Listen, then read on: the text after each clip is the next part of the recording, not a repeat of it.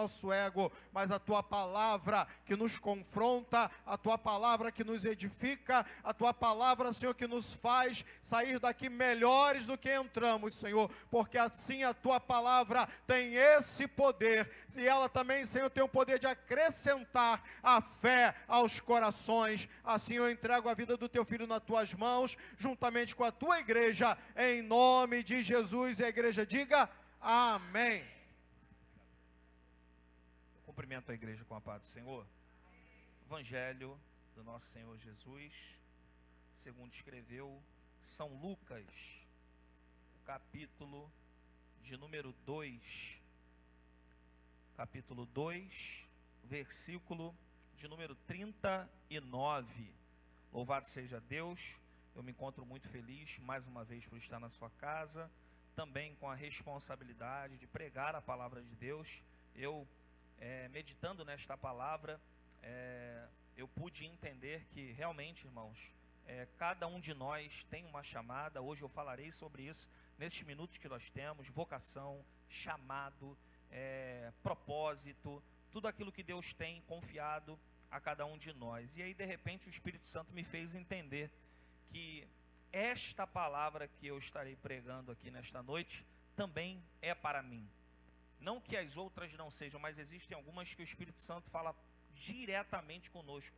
E aí eu disse aqui para o Espírito Santo sentado, eu falei: Senhor, a única coisa que eu sei fazer, e eu tenho a certeza que fui chamado para fazer, não sei se um dia eu vou liderar uma igreja, eu não sei se um dia eu vou estar fazendo uma outra coisa, mas pregar a palavra. Desde que eu me converti, eu recebi profecias e acreditei até hoje que fui chamado para exercer isso. Eu louvo a Deus pela minha igreja, pelo meu pastor Ronaldo, que também nos confiou mais uma vez.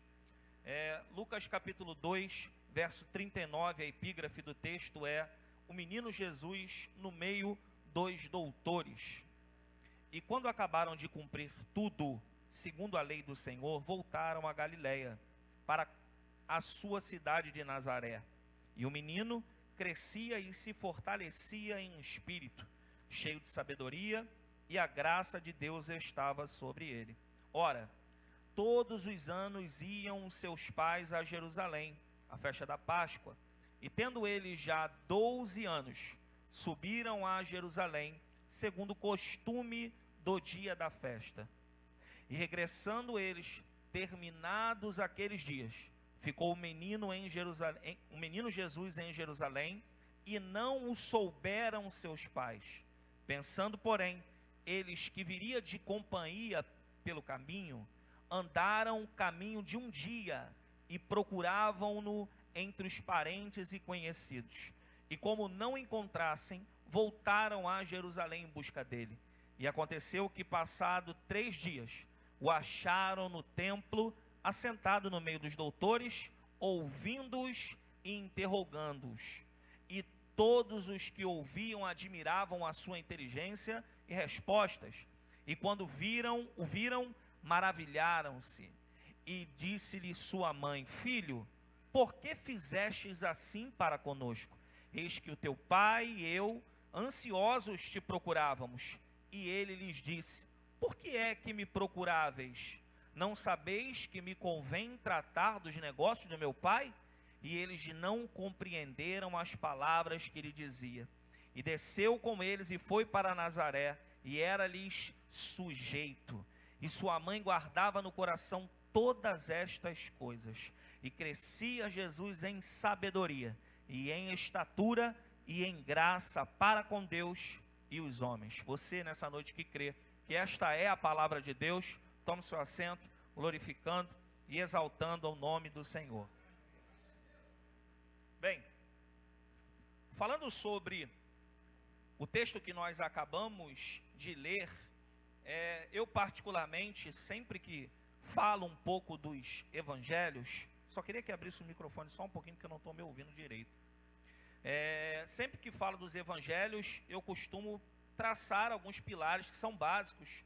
Se você desejar anotar ou se você quiser gravar, o evangelho que Lucas escreve é um evangelho que existem pilares que são primordiais do evangelho que ele escreve, ou pilares que são de suma importância para que você conheça a pessoa de Cristo e o propósito geral que o Espírito Santo de Deus vocacionou o nosso irmão Lucas, o médico Lucas. Eu separei aqui uns pilares principais. No evangelho que Lucas escreve, nós vamos ver uma grande evidência de capítulos falando da pessoa do Espírito Santo. Bem, Lucas ele trata a respeito de um Cristo que é cheio do Espírito Santo. É também no evangelho que Lucas escreve que nós vamos ver as práticas do exercício de oração, práticas fundamentais para uma igreja, práticas que eram fundamentais para os seguidores de Jesus, que eram discípulos e hoje nós conhecemos após a ressurreição do nosso Senhor como apóstolos. É também no evangelho de Lucas, ou o evangelho que Lucas escreve, que nós vemos Lucas dando ênfase às parábolas, histórias fictícias com propósitos gerais e peculiares que Cristo ensina com o propósito de falar sobre o céu. É também neste evangelho que Jesus usa Lucas, ou o Espírito Santo usa Lucas para falar sobre o ministério feminino. Antes mesmo de Jesus praticar o seu ministério, neste texto aqui, lá pelo capítulo 2, versículo de número 36, Lucas ele fala sobre a profetisa Ana e muitas outras mulheres que Lucas ele vai dar ênfase dizendo que Deus também chamou as mulheres para exercerem um ministério. E também, de um apanhado geral, o evangelho que Lucas escreve é o evangelho de todos, que é um evangelho que expressa o amor de Deus universal para o judeu, para o gentio, para o grego, todos aqueles que decidirem seguir aquilo que Cristo fala, o seu evangelho, aquilo que os apóstolos pregam ou que Jesus ensina, logo eles adquirirão também a salvação. E aí quando chegamos aqui no capítulo de número 2, nós percebemos que Lucas, ele é bem enfático em trazer aqui as questões.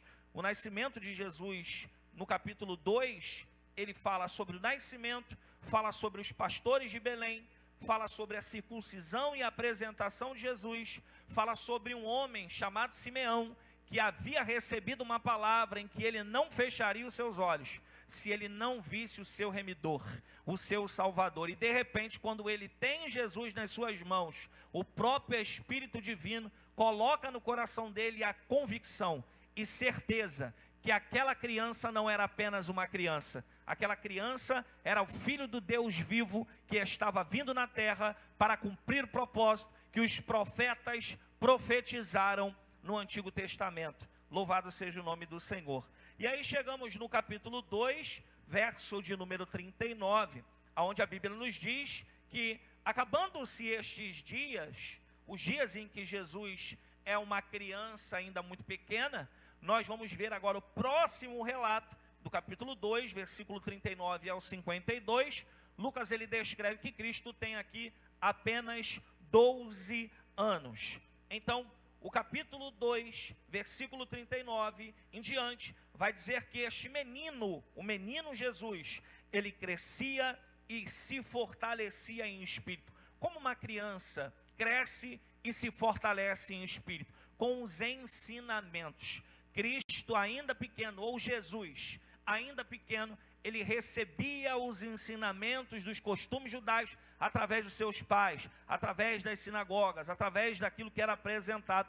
Ainda muito pequeno, ele aprendia, e aprendendo, ele crescia em graça diante de Deus. E isto é também para nós de grande relevância, porque nós temos filhos, nós temos crianças aqui na igreja, nós temos adolescentes, temos jovens que ainda estão iniciando a sua vida espiritual, alguns mais amadurecidos, talvez com idades ainda inferiores, outros com alguma idade já um pouquinho a mais, mas que ainda não são amadurecidos. Mas cabe a nós, tanto na nossa família, quanto na igreja, exercer o ensino para todos aqueles que precisam aprender, que precisam crescer em graça e conhecimento. Se eles vão obedecer, não compete a nós. Se eles vão exercer, não compete a nós. Ao Deus que nos chamou, compete sim nós fazermos aquilo que Ele colocou em nossas mãos para fazer.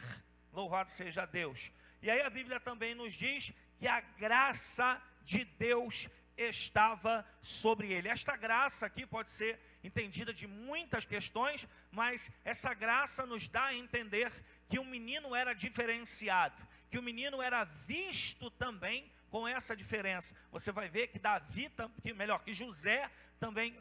Daniel teve graça diante do chefe dos eunucos, e por esta razão, na oportunidade que ele teve, ele usou desta graça para dizer para o chefe dos eunucos: eu não vou comer carne, eu não vou comer do manjar do rei, eu vou comer aquilo que vai me fazer estar diante de Deus da forma que Ele quer. Então me dá legumes e eu provo para você que em 10 dias a gente vai estar melhor do que aqueles que comem carne. Então a graça é basicamente isso.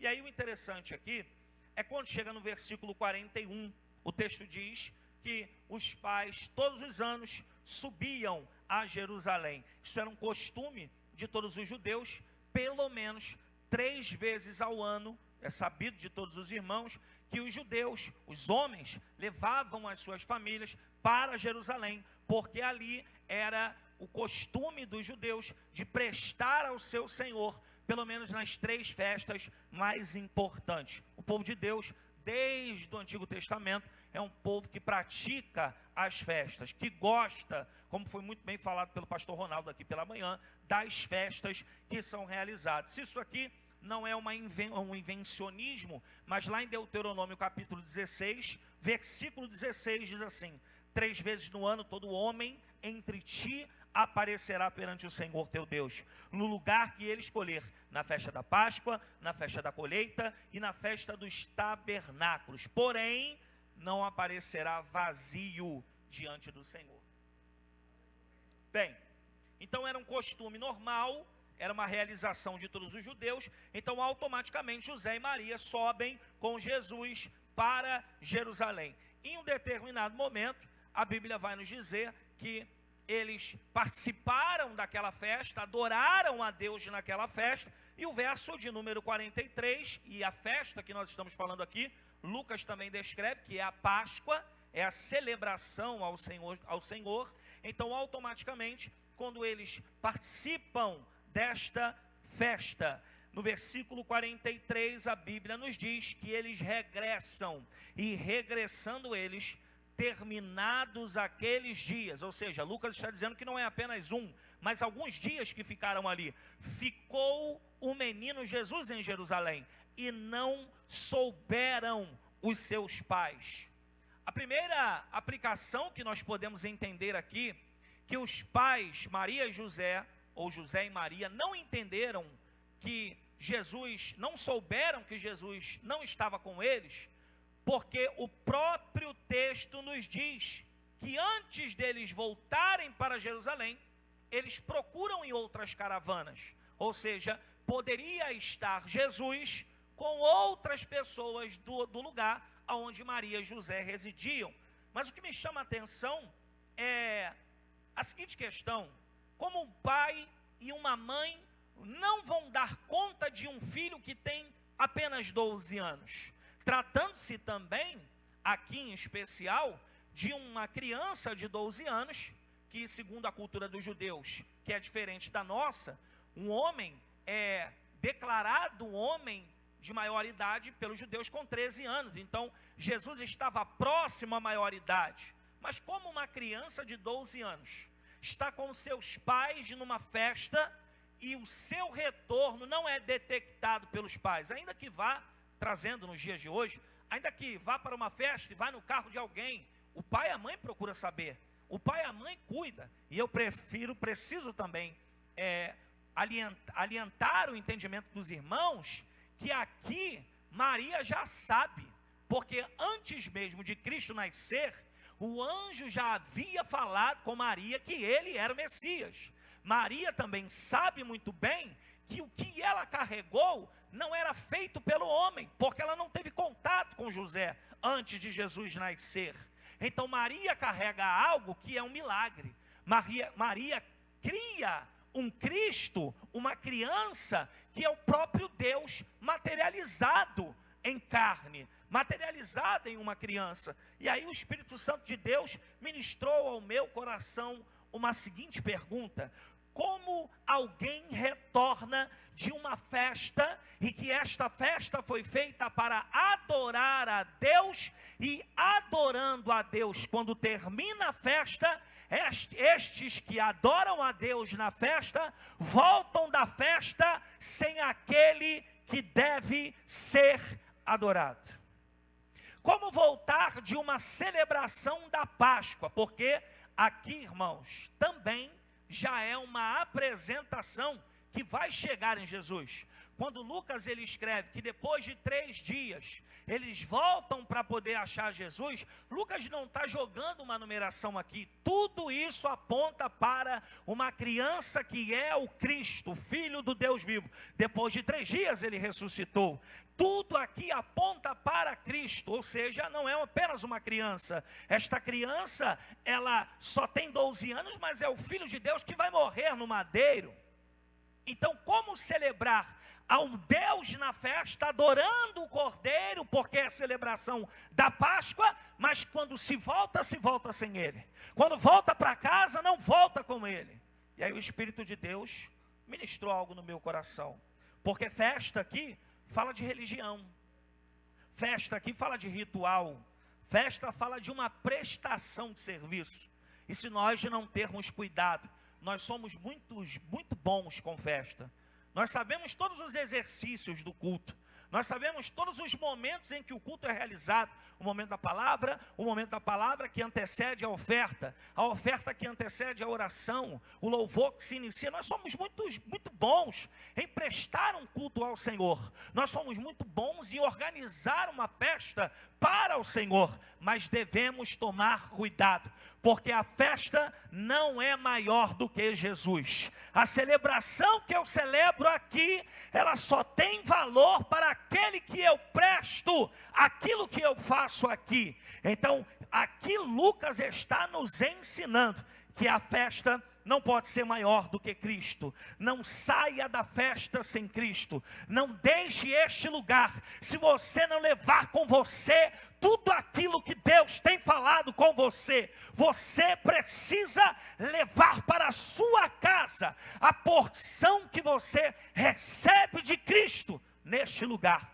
porque Cristo habita em vós. Louvado seja Deus. Ele é a Páscoa.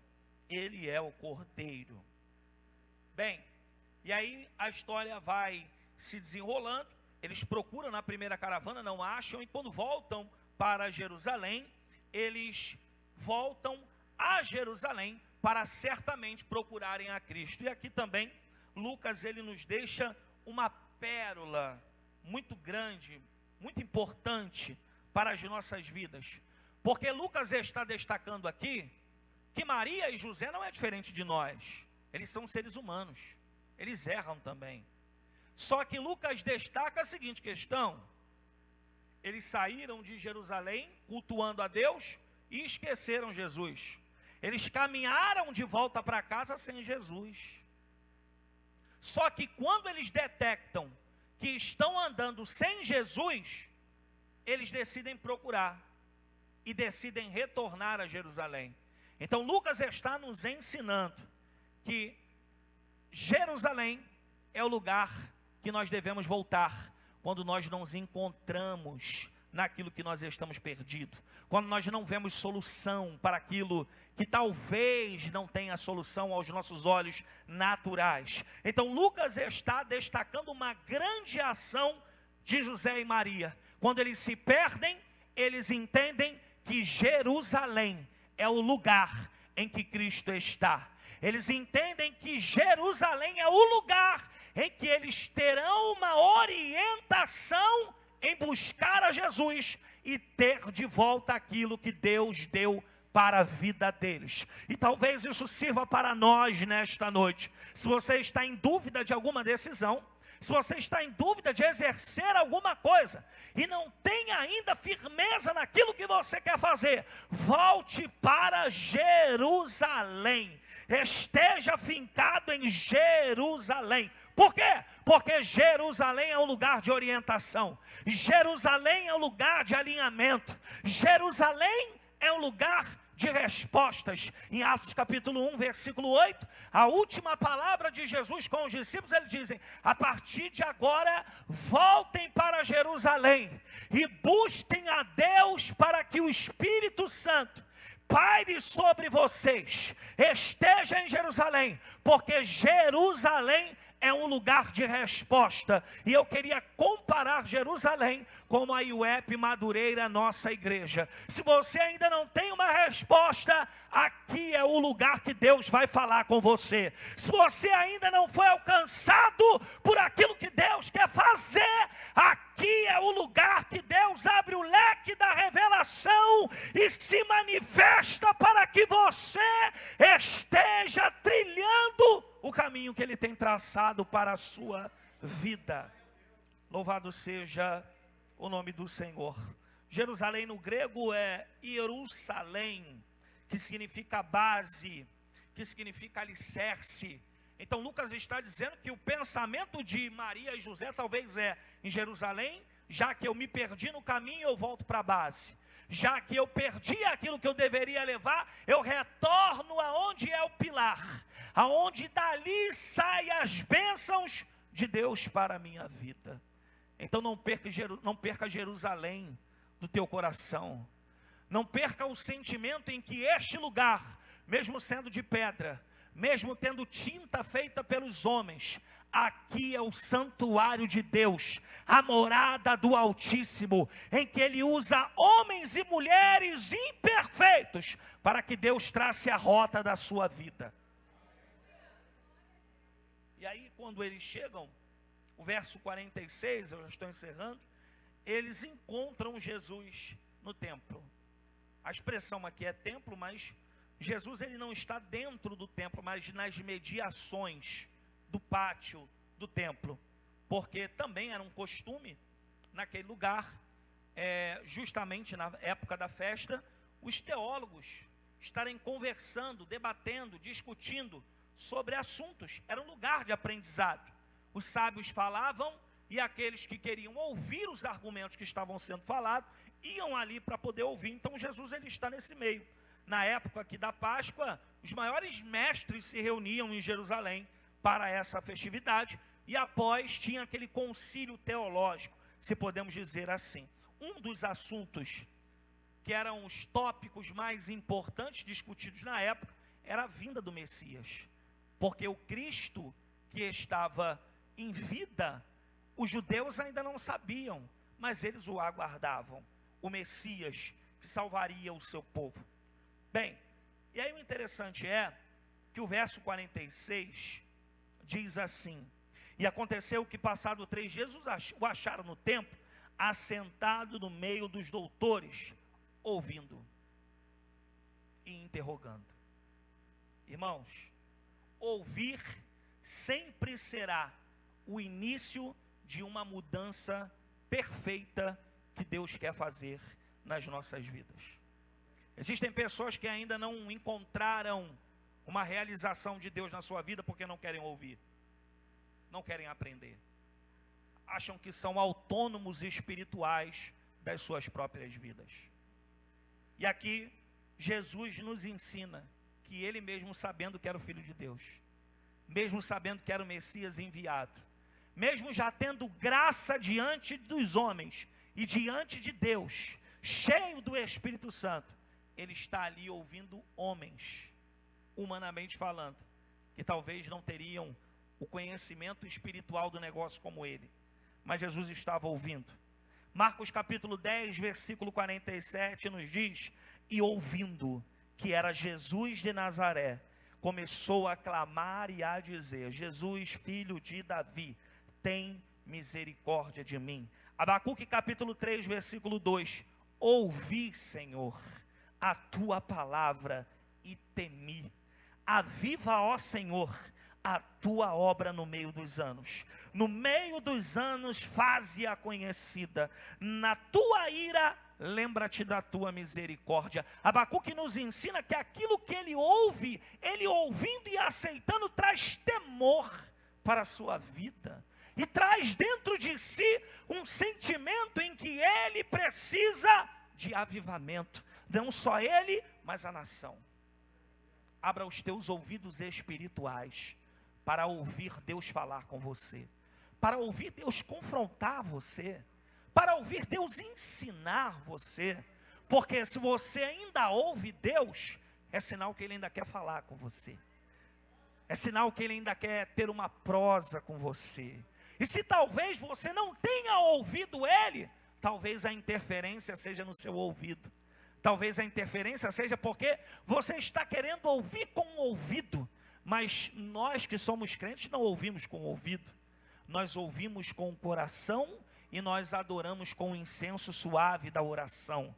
Porque Deus, Ele não ouve a nossa oração com o seu ouvido. A Bíblia diz que Deus ouve a nossa oração sentindo o exalar daquilo que apresentamos a Ele. E se for da vontade dEle, é um cheiro aprazível diante das suas narinas. Louvado seja o nome do Senhor.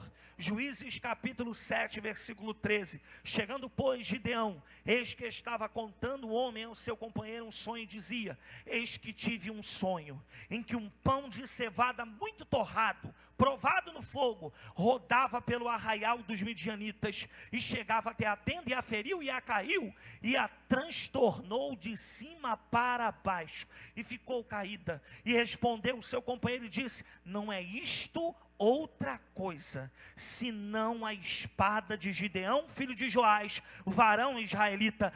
Deus tem dado na sua mão aos midianitas e todo a este arraial. Versículo 15. E sucedeu que, ouvindo Gideão a narração deste sonho e a sua explicação, adorou ao Senhor e voltou ao arraial e disse: levantai-vos, porque o Senhor tem dado o arraial dos midianitas nas nossas mãos. Deus irá fazer você ouvir para lhe corrigir.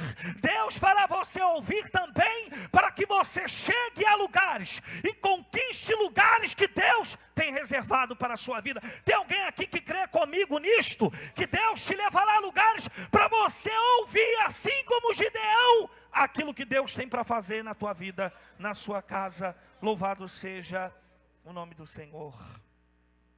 E aí o verso 47, a Bíblia diz que esses homens admiravam, não porque ele era jovem, mas a sua inteligência, porque ele não era normal, era um jovem cheio do Espírito Santo.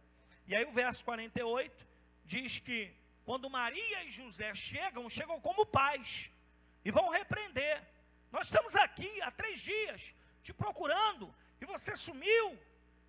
E aí Jesus agora não é mais uma criança que se posiciona, agora é o próprio Filho de Deus. A conhecimento é a primeira vez que Jesus se posiciona como Filho do Deus vivo. E ele diz para os seus pais: vocês me perderam, mas eu não me perdi. Eu estou onde Deus me quer.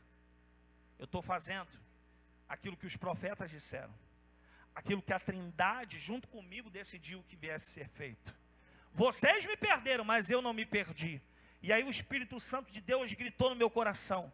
Primeiro, existem situações que algumas pessoas retrocedem, algumas pessoas deixam de fazer, algumas pessoas se apegam àquilo que fazem porque ainda tem felicidade de fazer, mas talvez felicidade que só é feito quando tem agrado, quando não tem sofrimento, quando não tem renúncia, quando não tem ordem.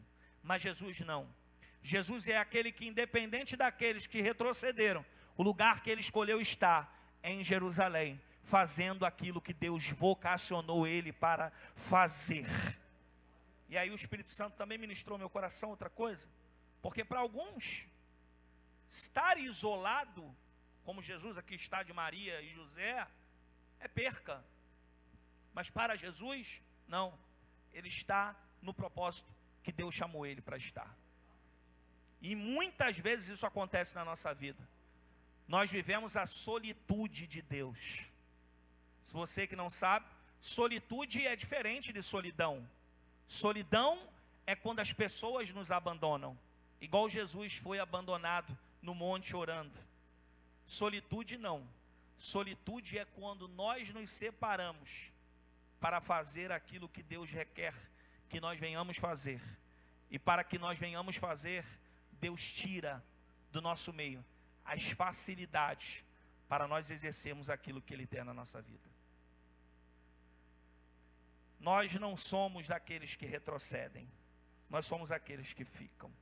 E aí ele diz: não sabeis que me convém, eu devo estar aqui, tratando dos negócios, em outras traduções, dos assuntos do meu pai. Vocês me perderam como filho, mas eu não sou filho de vocês. Carnalmente, eu sou filho só de Maria, mas eu só sou filho de Maria porque Deus inseriu pelo Espírito Santo Jesus dentro de Maria. Então Jesus se posiciona para dizer: eu estou no lugar que eu nasci para estar. E se tem algo que mexe com o coração de Deus, é quando nós sabemos aquilo que Ele nos chamou para fazer. Porque nós não fazemos somente quando está tudo bom, somente quando está dando tudo certo. Mas aquele que sabe o chamado, sabe o propósito, ele ama fazer aquilo que ele foi chamado para fazer, independente da realidade, independente do sofrimento, independente daquilo que acontece ao seu redor. Pode estar triste, pode estar doendo, com o corpo dolorido, mas faz com amor, porque dentro de si exala aquele chamado que não foi feito pelo homem, que não foi feito pelo tapa nas costas, mas que foi vocacionado pelo Deus Criador dos céus, pelo Espírito Divino da verdade. E eu vim aqui nesta noite com uma palavra para a sua vida. Você sabe aquilo que Deus te chamou para fazer, continue exercendo com amor, com simplicidade, e Deus acrescentará sobre a sua vida mais graça a cada dia, para você cumprir aquilo que Deus disse que você deveria fazer. E aí a Bíblia diz no verso 50, que eles não entendiam nada, e é assim, irmãos. Algumas pessoas veem a nossa fidelidade diante de Deus, o nosso chamado diante de Deus, o nosso amor pela palavra de Deus. E algumas vezes somos confrontados, porque a realidade da nossa vida, muitas vezes, não é aquilo que deveria estar. E eu estive pensando isso durante essa ministração. Os irmãos, eu acho que não sabem, mas eu tomo remédio para pressão, com 35 anos. E por muitas vezes eu orei aqui na igreja, e depois muitas pessoas me procuraram e falaram: caramba, aquela oração, Deus abençoou, Deus tocou, só que eu continuo enfermo. Porque muitas vezes, Deus não precisa nos usar na realidade que vivemos. Deus nos usa muitas vezes na dor. Muitas vezes Deus nos usa para abençoar a vida de alguém e nós estamos precisando. Muitas vezes Deus nos usa para dar consolo para alguém, mas é nós que precisamos. Por quê? Porque o nosso chamado está acima do sentimento que estamos vivendo carnalmente aqui nesta terra. E eu sempre digo que um dia a pressão alta vai ficar aqui, a pressão baixa vai ficar aqui, a artrose, tudo que acontece aqui nesta terra vai ficar aqui. E a Bíblia diz que todo choro terá fim, e no céu iremos celebrar com o Cordeiro de Deus. Louvado seja o nome do Senhor. E o verso 51 diz, e eu encerro aqui, verso 52, e crescia Jesus em sabedoria, em estatura e em graça com Deus e os homens. O menino que era menino se manifesta como filho de Deus, repreende o pai e a mãe, diz qual é o seu chamado, fala que em Jerusalém é o seu lugar, que ele não vai para outro, mas a Bíblia diz que o verso 51 ele desce novamente com o pai, porque Deus abençoa os que são chamados e continuam obedecendo aqueles que estão acima dele. Não adianta você querer exercer o teu chamado, se quem Deus colocou acima de você, você não obedece. Se quem Deus colocou acima de você no mundo espiritual, tanto na sua casa quanto na igreja, se você não obedece, o teu chamado ainda não está em Jerusalém. Perceba que aqueles 2 discípulos que estiveram evidenciando tudo aquilo que Jesus fez ao caminho de Emaús, eles estavam ao lado de Jesus, mas não sabiam. Eu fiquei tão alegre hoje quando o pastor Ronaldo pediu ao pastor João Paulo para partir o pão, porque foi no partir do pão que os 2 discípulos de Emaús olharam para aquele desconhecido viajante e entenderam que ele era aquele de Jerusalém. Que Deus te abençoe e eu agradeço a oportunidade em nome de Jesus.